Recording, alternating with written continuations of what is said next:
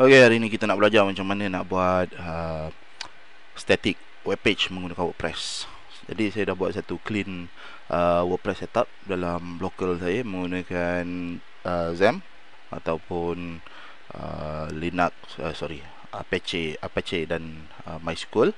Jadi kat sini apa kita kena buat? First kali kita kena klik pada admin page dashboard, dan kemudian kita kena set reading ni.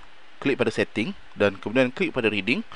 Kita kena klik pada front page display, setkan kepada a static page. So tapi sebab front page kita masih tak ada lagi, dan kita setkan halaman contoh je lah, hello world tu. Jadi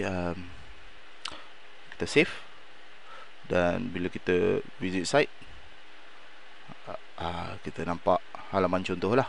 Okey, sekarang ni kita dah ada first page. Jadi katakanlah kita ada structure, dan structure web tu kita kena design lah. Normally kita ada about us, kita ada contact, betul tak?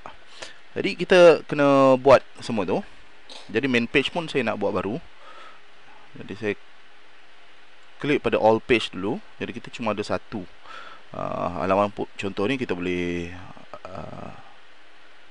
tengok edit. Kalau tengok dia punya permaling ni localhost close WordPress. Dan satu lagi yang penting juga kita kena tukar adalah setting pada permaling.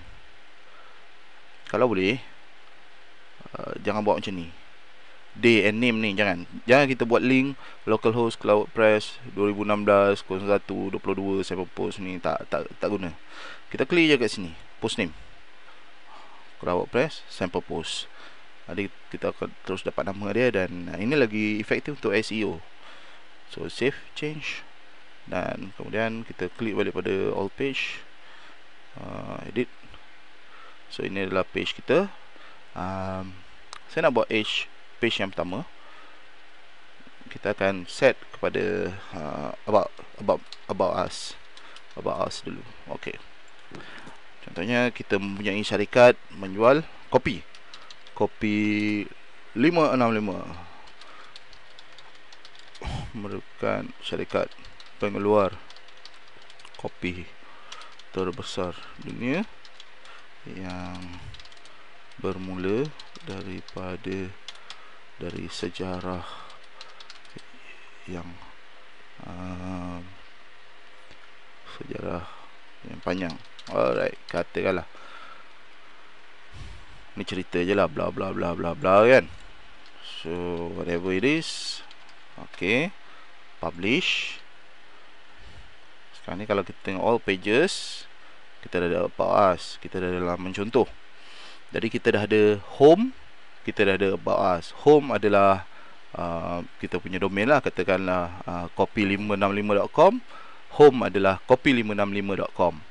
Jadi kat sini benda pertama yang kita nak buat ialah kita nak structure kan menu. Jadi nak structurekan menu, kita ambil appearance, kita ambil menu, dan kita create a new menu.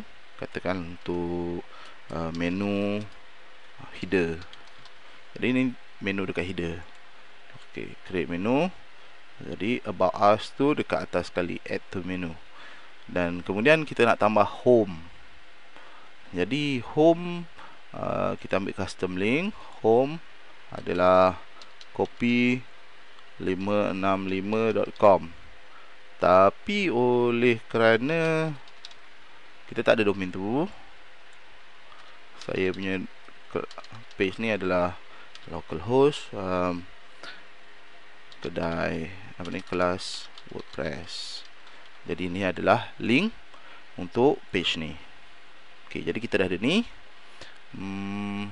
Sekarang ni kita save menu, tapi kita nak ubah. Alright, home.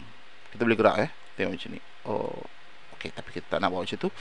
Kita nak macam ni je, home dan about us. Save menu dan manage location. Primary menu selalunya di atas, menu header. Kita pilih menu yang kita dah create tadi, dan kita klik save change. Okey, kemudian kita klik pada cloud WordPress, visit site. Nampak tak? Home, about us. So menu dia appear dekat atas dan di sinilah, tapi tak apa, no problem. Saya nak buat satu lagi page, contact us, dashboard. Saya akan buat page, add new, contact us. Okay, kat sini kita boleh tulis kami boleh dihubungi melalui alamat yang berikut. Kopi 565 Jalan Merak 556. Okey, katakanlah nombornya adalah 10, Jalan Merak 556, Ampang. Apa-apalah, Selangor.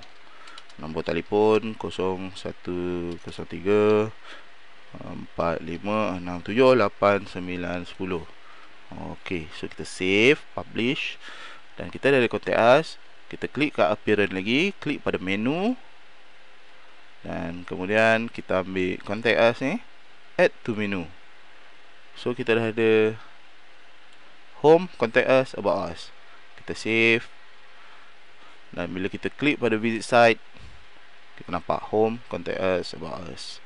Okey, jadi dekat sini kita punya setup adalah unlimited.